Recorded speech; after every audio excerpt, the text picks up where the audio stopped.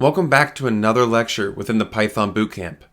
Today we will put everything we have learned so far in this course into a single lecture to solve a top interview question from recruiters.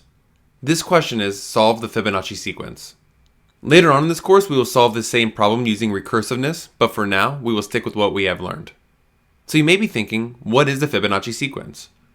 Well, the Fibonacci sequence is a series of numbers. These series of numbers must start with a 0 and 1, and the next number are the two previous numbers added together. So for example, 0 plus 1 is equal to 1. 1 plus 1 is 2. 1 plus 2 is 3. 2 plus 3 is 5, and so on and so forth. So let's dive in. The first thing we want to do is find out how many numbers we want to print and show. So we'll create a term amount variable that's equal to 5. We then need the first two numbers.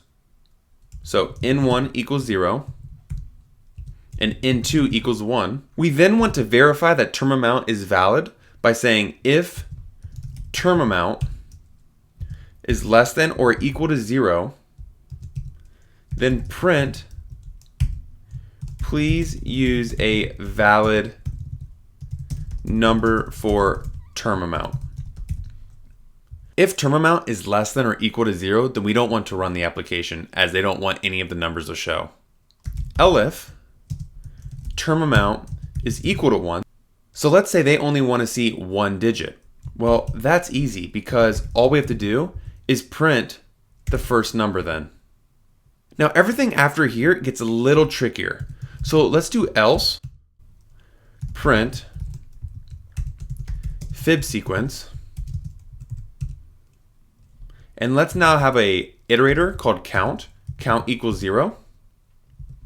And now we want to loop through each of these numbers by the term amount to add them together to print. So let's start with a while loop. So while count is less than term amount, we want to at least print the first digit. So if term amount is greater than 1, we're going to run this program, this else statement, where we're going to print fib sequence, create an iterator, which is equal to 0.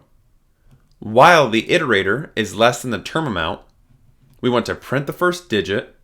We want to get the sum of n1 plus n2, which is going to be the next number printed. And now we want to update the values and make n1 equal to n2, because that's going to be the next number printed. And we want n2 to equal fib sum. Count plus or equal to 1. So let's go over what just happened. While count is less than term amount, so we will print this for as long as the number within term amount is. We're going to print the first digit, which is n1. The first time we run this, it's going to be 0. We want to add the two numbers together and save it to a variable called fibsum, which n1 plus n2 is 1. Then we want to make n1 equal n2, which is the second digit. And once we transfer the data to this variable, we can then say n2 is equal to the fib sum, which is going to be the next variable or next value after. And then add one iteration to our iterator, which is count. So as long as this is running, we're printing the first digit, which is changing to the second digit that needs to be printed before this happens. And the second digit is changing to the sum of the first two digits added together before it renders again. So we will always be ahead of the Fibonacci sequence.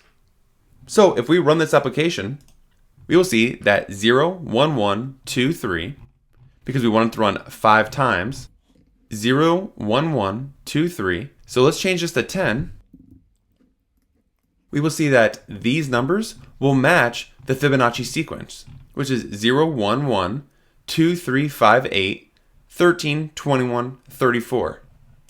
This sums up how to do the Fibonacci sequence without recursiveness as a junior and beginning developer.